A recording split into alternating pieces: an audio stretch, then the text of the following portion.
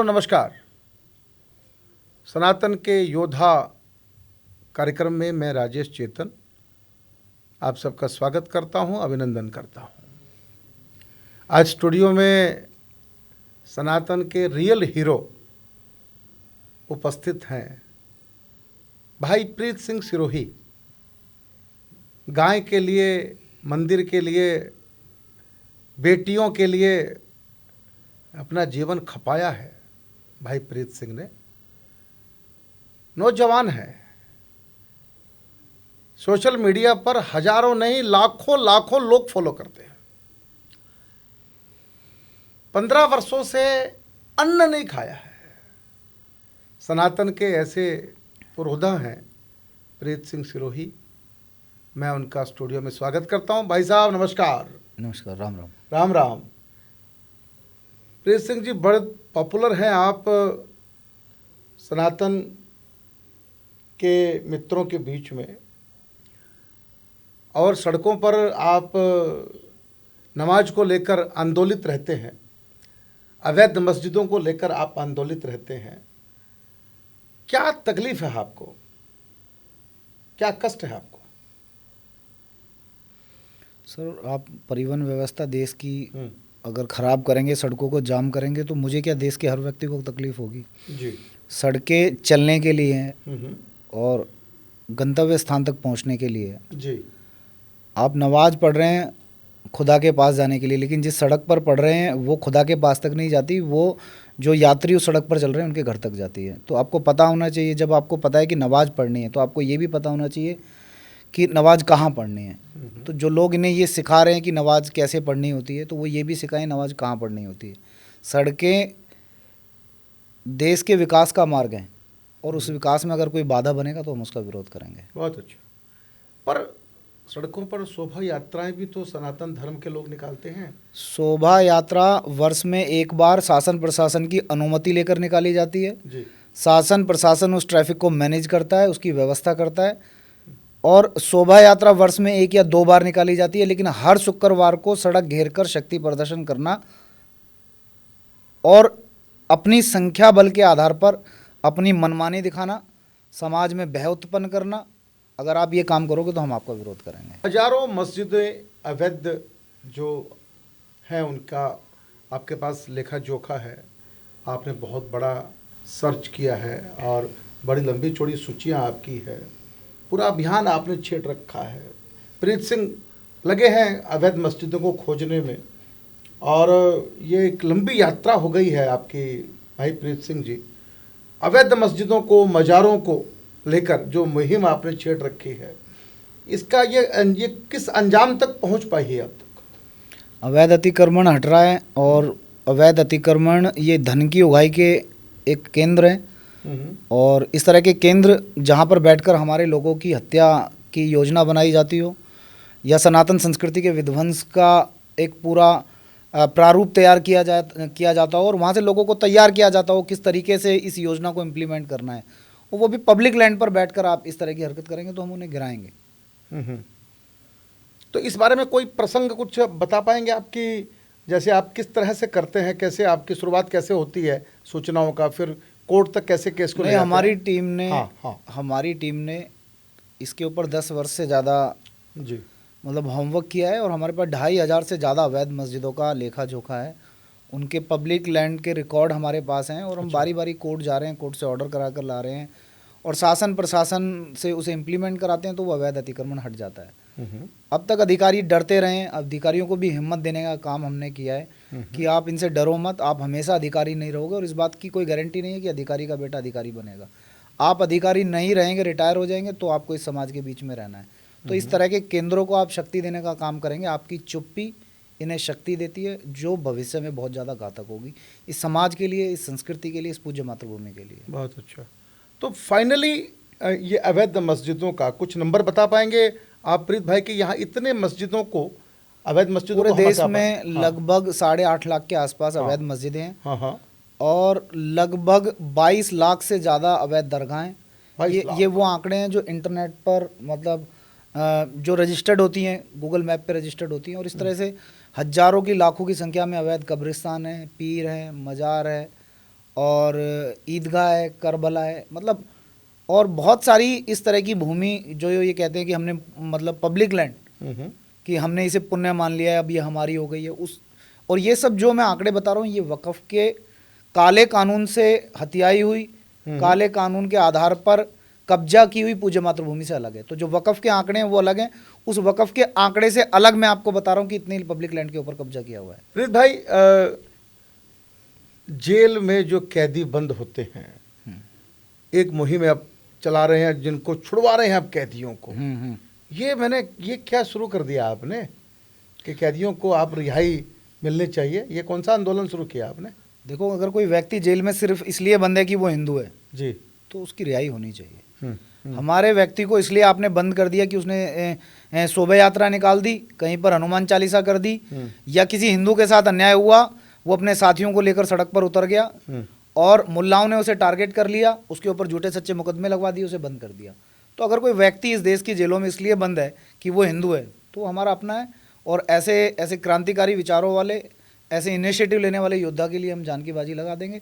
वो जेल में, ये हमारे लिए, हमारे समाज के लिए, हमारे देश के संतों के लिए शर्मनाक बात है। उसकी रिहाई की लड़ाई हम लोग समाज को साथ लेके लड़ रहे हैं। इसमें कुछ कामयाबी मिल पा रही है आपको? लड़ रहे हैं, उन लोगों के बहुत सारे केसेस लड़ रहे हैं, हमारी पूरी टीम है।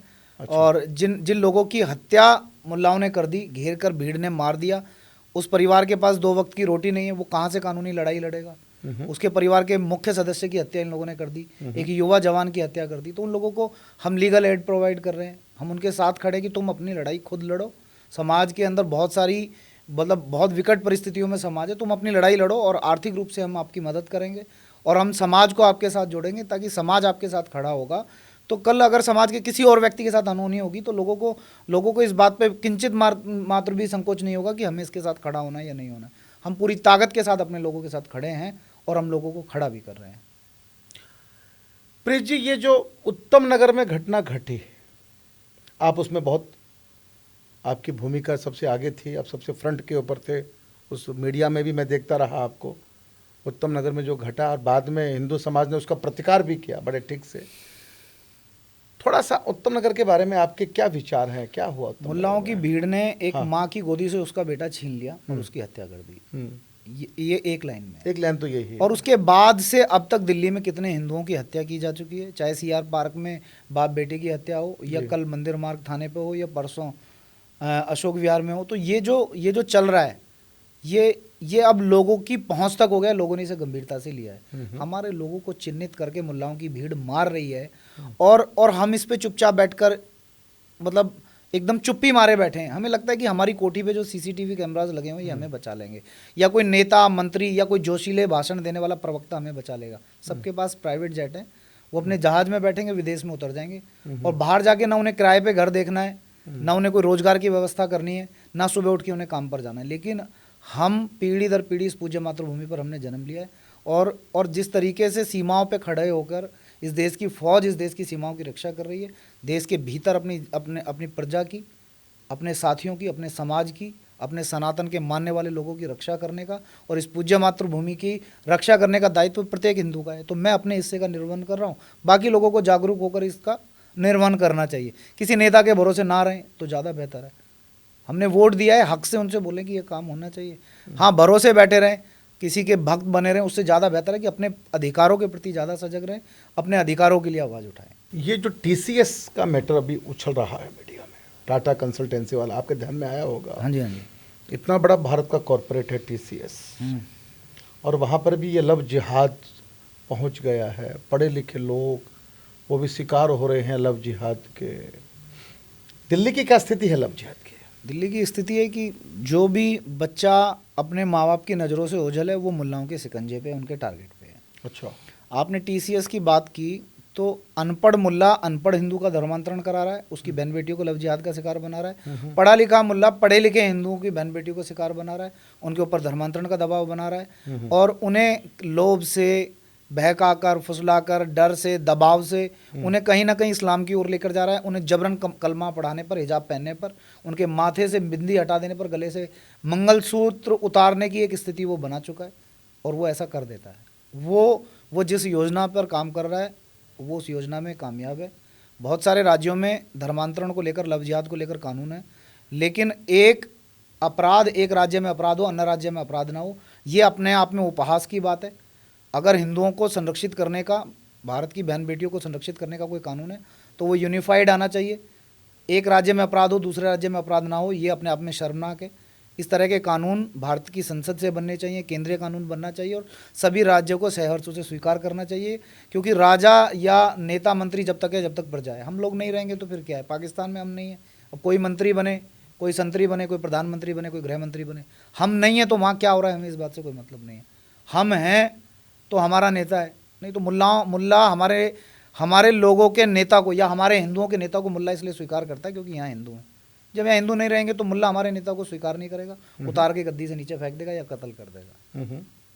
तो ये जो लव जिहाद है, जैसे बाबा ने जो फार्मूला यूपी में लव जिहाद को रोकने के लिए उन्होंने उपयोग किया, क्या वो कामयाब रहा और क्या उसको पूरे भारत में अपन इम्प्लीमेंट नहीं कर सकते?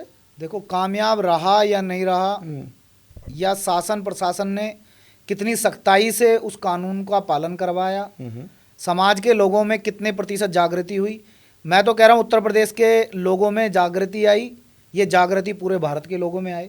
और समाज में जो स्वयं को एक्टिविस्ट कहते हैं या जो स्वयं सेवक हैं, वो इस तरह के कानूनों को घर घर तक लेकर जाएं और लोगों को बताएं, लोगों को उनके अधिकारों के प्रति सजग करें। लोगों को पता ही नहीं है कि उनकी भलाई के लिए देश में कानून बन रहे हैं। 2014 से लेकर और 2026 तक देश के नागरिकों के हित में कितने सारे कानून बने।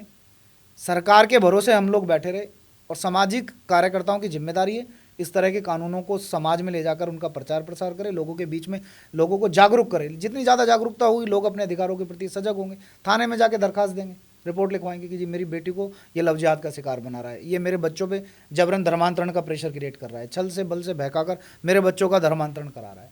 तो जब तक जागरूकता नहीं होगी तो कोई कानून बन भी जाएगा तो उसका कोई लाभ नहीं है। तो कोई कहता है कि प्रिंस सिरोही एक गुंडा, ऐसे भी शब्द, कठोर शब्द प्रयोग कर लेते हैं लोग आपके लिए, तो आपको जेल से डर नहीं लगता कि आपको भीतर कर दिया जाएगा, कानून आपको?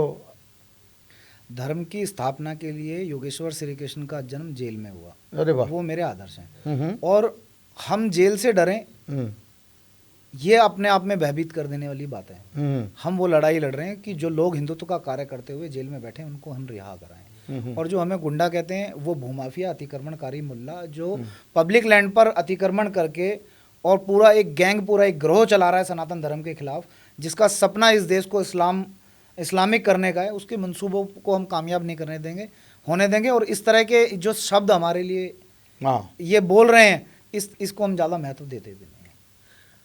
और ठीक है, इस तरह के गुंडे समाज में होने चाहिए जिनसे मुल्ला भयभीत हों, जिनसे अतिक्रमणकारी भयभीत हों, जिनसे ये भूमाफिया भयभीत हों। तो इस तरह के गुंडे समाज में होने चाहिए।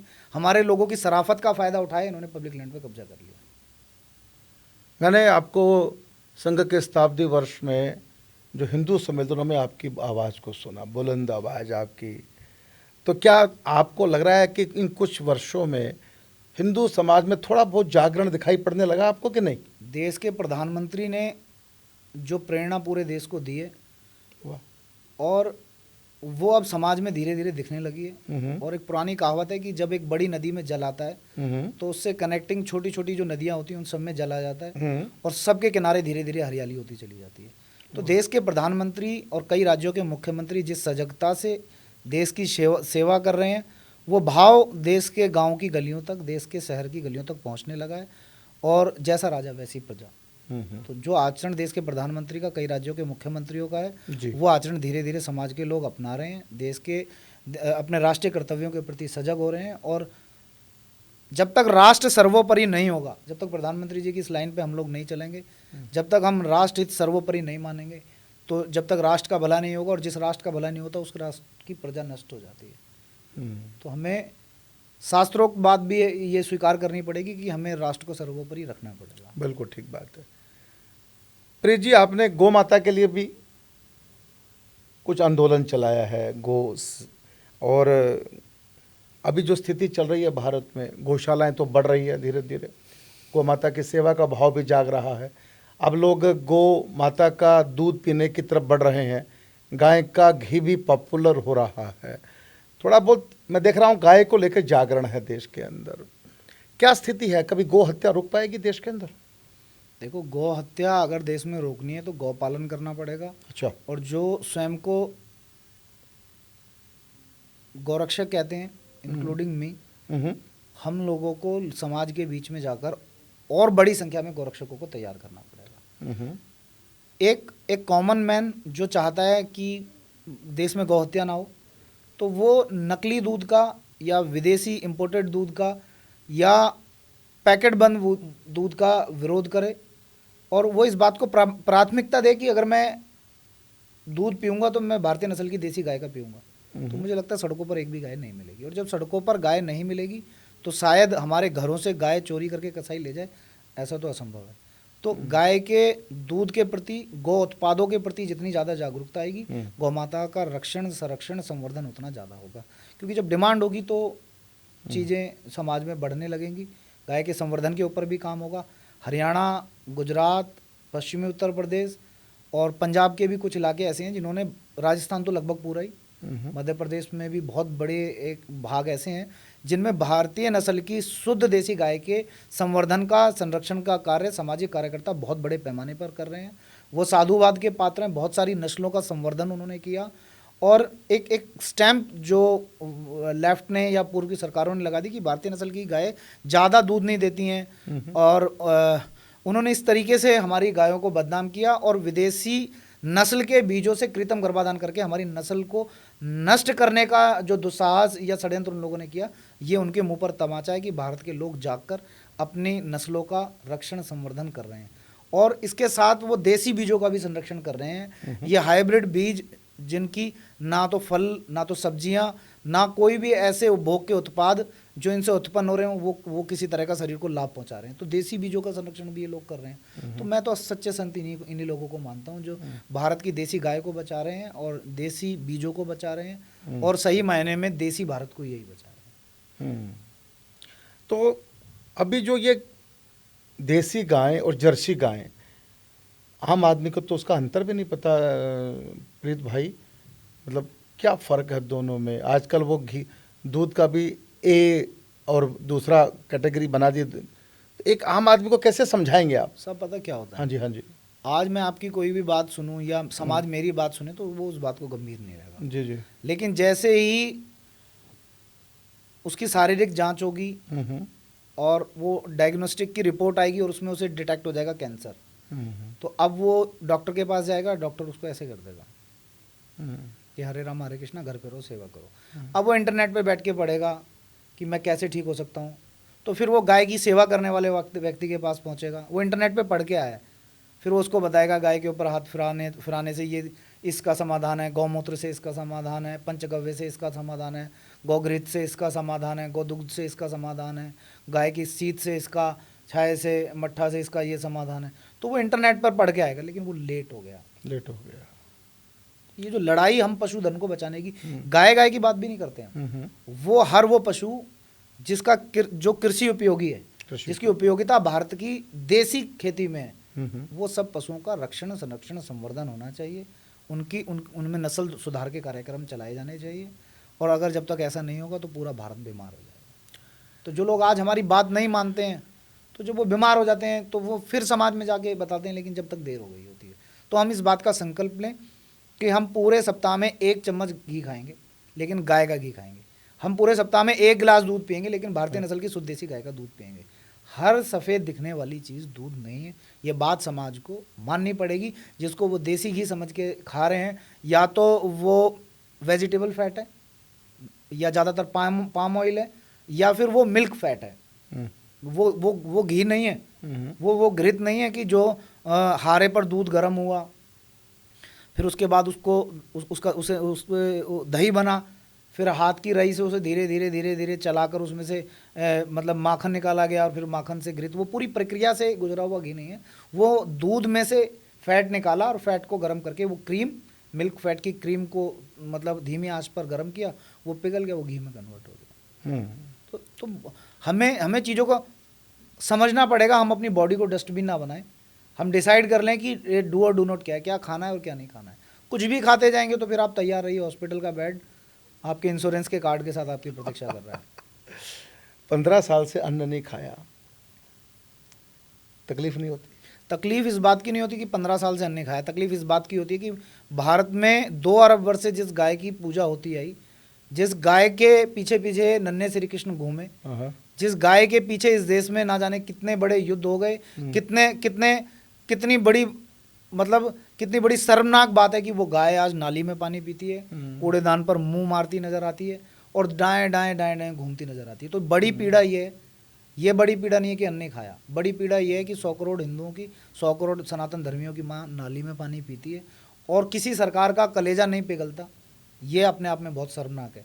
और साधुवाद है उन सरकारों को, हरियाणा है, उत्तर प्रदेश है, कई राज्यों की वो सरकार जिन्होंने बहुत कठोर कानून गौहत्या बंदी पर बनाया और गौ संरक्षण गौ संवर्धन के लिए बहुत सारी योजनाएं लेकर आए, जो गौशाला में गायों के चारों की व्यवस्था कर रहे हैं।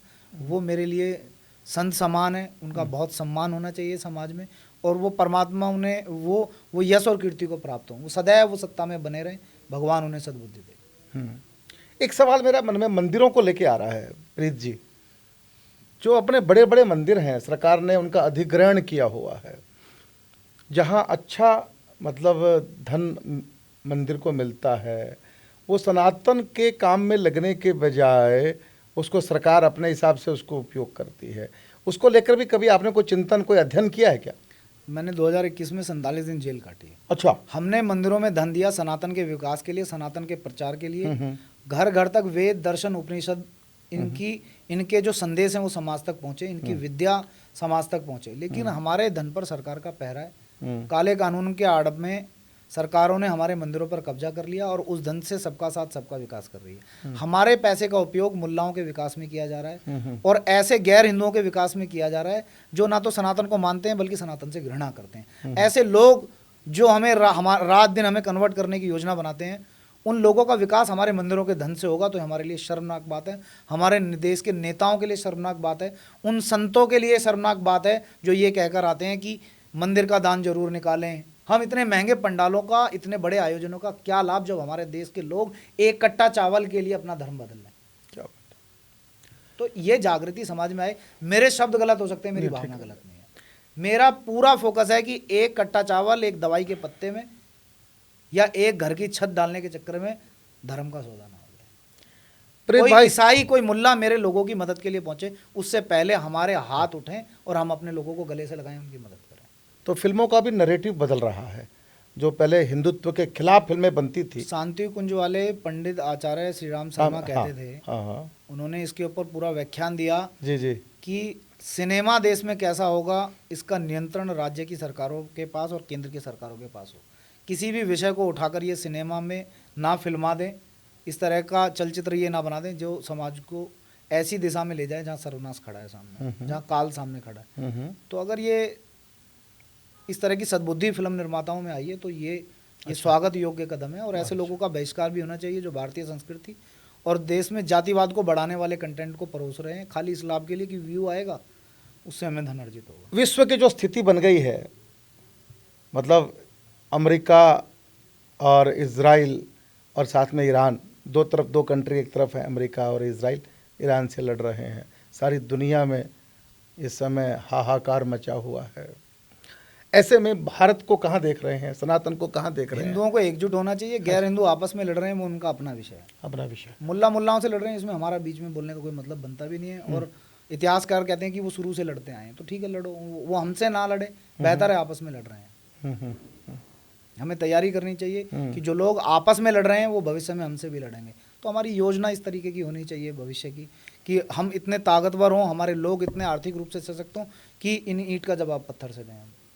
तो दुनिया में, भारत के बाहर भी सनातन का जो भविष्य आप देख रहे हैं, आज तो बड़े बड़े मंदिर बन रहे हैं। अभी मिडल ईस्ट में मंदिर बना, दुबई में, अमेरिका में बड़े बड़े मंदिर बन रहे हैं। सनातन का प्रचार दुनिया में हो रहा है। आपके दृष्टि में सनातन का भविष्य क्या देख रहे हैं? ये मुल्ला अपने लाभ के लिए मंदिर बना रहे हैं। जब तक भारत का लिटरेचर, भारत की संस्कृति को, भारत की विद्या को भारत के स्कूल में नहीं पढ़ाया जाएगा तब तक कोई बड़ा परिवर्तन आने वाला नहीं है। आंशिक रूप से, क्षणिक रूप से इस तरह के मंदिर बनाकर कोई मतलब राजनीतिक लाभ लेने के लिए या फिर एक देश दूसरे देश से व्यापारिक लाभ लेने के लिए इस तरह की मतलब इस तरह का निर्माण वो कर सकता है, क्योंकि दुबई में जो प्रॉपर्टी बिक रही है हिंदुओं के लोग खरीद रहे हैं। मैं दुबई में जाके घर खरीद लूँगा, मैं मस्जिद को ही जाऊँगा, मैं मंदिर जाऊँगा। तो वो मंदिर बनाएगा, वो इस तरह की आयुर्वेदिक हॉस्पिटल खोलेगा, सत्संग घर बनाएगा, जब भी मैं वहाँ घर लूँगा। मैं मुल्लाओं की संस्कृति को मैं अपना घर क्यों खरीदूँगा, क्यों मैं अपने बच्चों को भविष्य में नमाज पढ़ने भेजूँगा। तो वो मंदिर बना, वो यज्ञशाला बनी, वो इसलिए बनी कि मैं वहाँ घर खरीदूँ तो मैं कंफर्ट रहूँ। और जिस तरीके से मिडिल ईस्ट में बना, तो अब वो व्यापारिक हो गए हैं। भारत की जैसे कट्टरपंथी सोच वाले मुल्ला नहीं रह गए वो, और उनकी प्राथमिकता जो है वो धन है, वो संसाधन है, और उनको बटोरने के लिए उन्होंने धन बनाया। वो व्यापारिक सोच के लोग हैं, और इसमें कोई अतिशोक्ति नहीं है कि उन्होंने मंदिर बना लिया तो उनके एहसान हम मानने लगे। उन्हें अपनी प्रॉपर्टी बेचनी, उन्होंने मंदिर बना लिया। हिंदू समाज के संगठन में संघ की भूमिका किस प्रकार देखते हैं? संघ की भूमिका इतनी बड़ी है, मैं यहाँ बैठा हूँ, हमारे जैसे लोग आज बोल पा रहे हैं अच्छा, और एक समझ के साथ काम कर रहे हैं, ये इनकी बड़ी भूमिका है। और हजारों हजार वर्ष तक भारतीय संस्कृति को बचाने में इनकी भूमिका बनी रहनी चाहिए। ईश्वर इस संगठन को इतनी शक्ति दे, इतनी सद्बुद्धि दे। युवा पीढ़ी के आप आइकॉन हैं प्रीत भाई, बहुत लोग फॉलो करते हैं, मैं देखता हूँ आपको फेसबुक पे और इंस्टा पे और व्हाट्सएप पे। नौजवान, आप एक आवाज़ लगाते हैं, लोग आपके पीछे आके खड़े हो जाते हैं। जो इस पॉडकास्ट को देख रहे हैं, जो इस कार्यक्रम को देख रहे हैं, क्या संदेश देना चाहेंगे आप? अपने लोगों के साथ खड़े हो जाओ, अपने लोगों की बाजू पकड़ो, जाकर उनका हाथ थाम लो। और अपने लोगों का अगर हाथ आपने नहीं थामा तो उनका गैर हिंदू उनका हाथ थामने के लिए तैयार बैठा है। आपकी ताकत, आपके धन का सदुपयोग अपने समाज को बचाने में लगाओ। ये वैभव भी, या इस वैभव का, बड़े घर का सुख आप जब भी भोग पाएंगे जब तक ये देश सनातन धर्मी है। अगर ये सनातन धर्मी नहीं रहेगा तो आप इस धन का, इस वैभव का, बड़ी गाड़ियों का, बड़ी कोठियों का सुख भी नहीं भोग पाओगे। आप क्या अपील करना चाहेंगे? लोग आपको कैसे सपोर्ट कर सकते हैं? किस प्रकार से लोग आपसे जुड़ना चाहें? कोई आपसे जुड़ना चाहे, आप कैसे उस रास्ता बताएंगे, कैसे जुड़े आपके साथ? जागरूक रहें, और अगर आपका मतलब आपको जागरूक होना पड़ेगा, और अगर आप जागरूक नहीं हो रहे हैं तो आप आने वाली पीढ़ी के साथ अन्याय कर रहे हैं। तो आप किसी भी एक्टिविस्ट के साथ जुड़ें या किसी भी कहीं भी जुड़ें, वहाँ पहली प्राथमिकता इस बात को हो कि मैं करने क्या जा रहा हूँ। लोगों को यही क्लियरिटी नहीं है मैं क्या करने जा रहा हूँ। लोग भंडारा करना, कीर्तन करना या धर्मशालाएं बनवाना, इन्हीं को मान रहे हैं कि हमने, ये बहुत बड़ा भाग है। लेकिन अभी ऐसी स्थिति है कि आपका युवा रोजगार के नाम पर और बहुत सारी ऐसी चीज़ों के नाम पर अपना धर्म छोड़कर भाग रहा है। हमारे लोग ना भागें, इसलिए अपने समाज के साथ खड़े होने की आवश्यकता है। मित्रों, कैसा लगा आपको प्रीत सिंह सिरोही से ये मुलाकात? कैसा इनका अद्भुत जीवन है। सारी जवानी सनातन के नाम कर दी है। गोरक्षक के रूप में लव जिहादियों से दो दो हाथ करते हुए हजारों हजारों अवैध मस्जिदों मज़ारों के लिए पसीना बहाते हैं। वो कोर्ट तक जाते हैं, अपनी बात कहते हैं, सोशल मीडिया पर अपनी बात कहते हैं। सच में अगर इस देश के पास 50-100 प्रीत सिंह सिरोही होते तो सनातन कुछ और होता। पर अच्छी बात यह है कि प्रीत जी ने कहा कि धीरे धीरे सनातन में जागरण आ रहा है, और निश्चित रूप से ये जो पसीना बहाया जा रहा है, इन्होंने कहा कि संघ जो काम कर रहा है वो भी महत्वपूर्ण है। बड़ी अच्छी बात कही इन्होंने। तो सनातन का भविष्य उज्जवल है। प्रीत जी के अनुसार हम सबको जागरण करना होगा, जागना होगा, और अपने भाई के हाथ को पकड़ना होगा कि कहीं वो चला ना जाए किसी अभाव में। कितनी बड़ी बात कही उन्होंने, किसी अभाव में मेरा भाई घर से ना चला जाए, उसको बचाओ, उसकी चिंता करो। तो बहुत बहुत धन्यवाद। अगले सप्ताह मैं फिर किसी एक व्यक्तित्व को लेकर आपके बीच उपस्थित रहूँगा। प्रीत सिंह जी, आपका हृदय से बहुत बहुत धन्यवाद। राम राम, सादर नमस्ते।